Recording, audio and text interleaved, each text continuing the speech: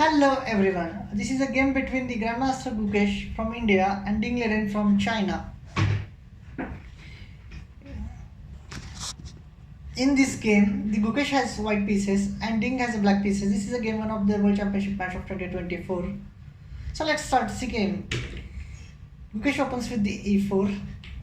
Ding plays e6, that is the French defense. In World Championship matches, the French defense is very rare. So let's see how Ding performs with the French defense and Gukesh try to get advantage.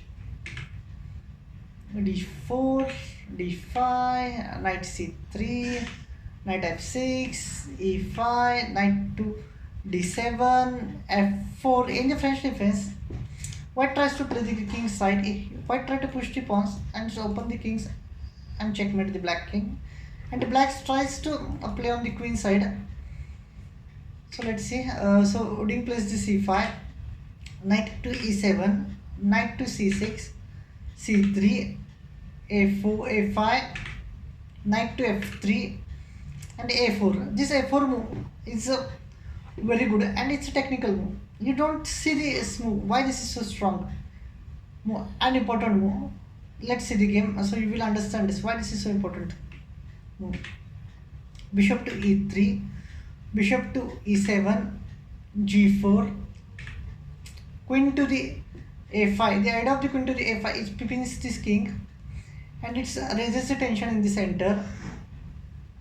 So let's try how to Gukesh plays. Gukesh plays g2, Ding plays a3.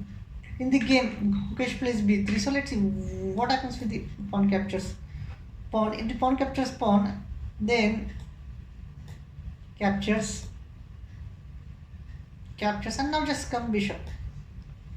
Now the bishop to the f2, bishop takes, king takes, and there is a g5. Let's say you play c4 and now just takes. In this position, the white kings on the f2 and the black king is completely safe, even if the black king can save, because the white pawn on the g file and the white cannot attack the black on the g file. So in the game, Gukesh plays correctly. Now the pawn capture pawn, b5. The idea of the b5 is to remove this queen from this beautiful position. So it removes the pin. Now just knight captures, knight to the b6. The Ding liren is eyeing on the c4 square. When the knight can come on the c4 square, it attacks the bishop. It can come to the b2 and it also controls this. So Gukesh castles, Ding plays to the knight to c4, bishop to f2, bishop to d7, queen to e2, knight capture knight, and just come knight b2. This knight b2 is very important move as this attacks the pawn. It controls the d3 and d1. Also, it frees up the squares for the king to exchange the queen, and also you can come here to attack the pawn. So this is a best move in the Indian position what Ding plays. So Gukesh protects the pawn. Ding again attack the pawn, and now just rook to c2. Now the rook to c4.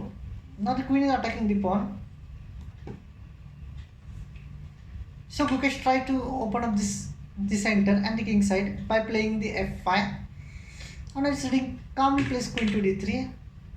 Gukesh says, okay, you wanted to attack my king side, I will exchange your queen and you have no attack left. So Ding says, no, I am going to attack your king, so I have to keep my queen. So he plays to the queen to e1, and now just to this.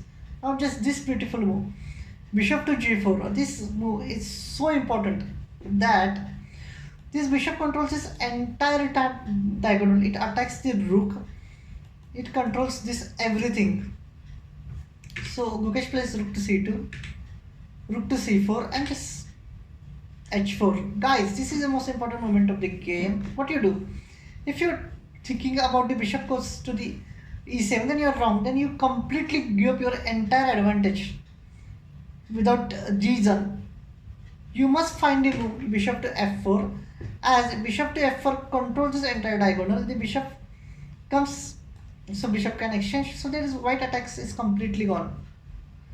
This move is so beautiful and so strong that it keeps the Ding advantage in the game. Ding goes to the queen to the b1. The idea is that if you are thinking about castle here, then just simply captures, and you are down a piece. So in the game, Ding captures the pawn, or just simply takes. This is a human move to capture with the pawn, and Indian is suggesting bishop captures pawn. Now, if the knight to the e2, black has the same e5. Let's say captures and just simply castle. Let's say queen to c2 and castle. Black king is completely safe, so that's why Indian is suggesting this line.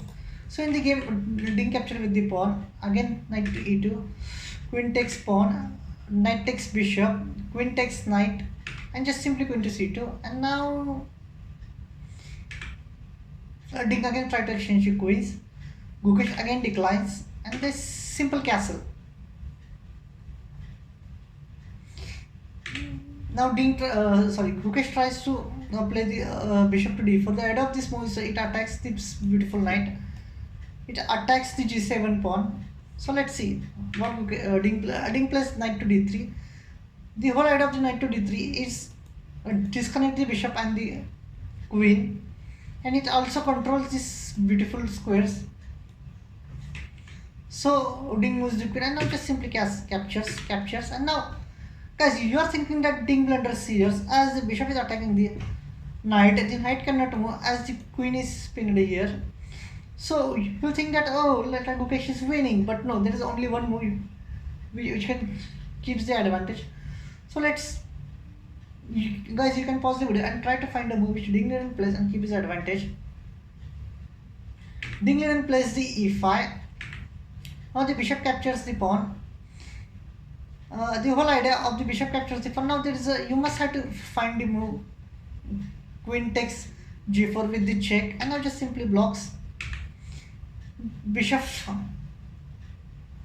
f5. This move is so beautiful and strong, guys. If you see this move and if you find this move, then you can become a world champion. You are 2800 level materials, as the bishop is coming to the square, and game over. So Gukesh tries to unpin the bishop with the bishop retreat. Bishop comes to the e4. King moves. Those who are thinking about capturing the bishop, then you are going to checkmate in one with this move. So in the game, Ding plays h6. Gukesh tries to attack the queen. Ding calmly play queen to d1, and Gukesh plays d6, queen check, queen captures pawn. Now the Gukesh is a 3 pawn up. The position is absolutely dead loss. So Gukesh tries the last trick, and the trick is bishop to e6 check. The idea is that if the king come to the here, white can capture the bishop with the check and just simply draw. So in the game, after bishop to e6, Ding plays king to h8, and Gukesh resigns here. The whole idea of the Gukesh resigns here as the queen is threatening checkmate. So let's say you play queen to g1, you prevent the checkmate. So queen to b3, trying to pinch the knight and the discourse, and also making square of this pawn. So let's say king moves, check, and pawn moves. His pawn is making the queen, and there is no way Gukesh can hold this. So Gukesh should will get a good attacking opening position, but Ding plays absolutely brilliantly. So let's see, in the game 2, Gukesh will have black pieces and Ding has white pieces. So let's see, can Gukesh come back with the Ding Liren, or Ding Liren maintain his lead? So let's see in the next game. Thank you, guys.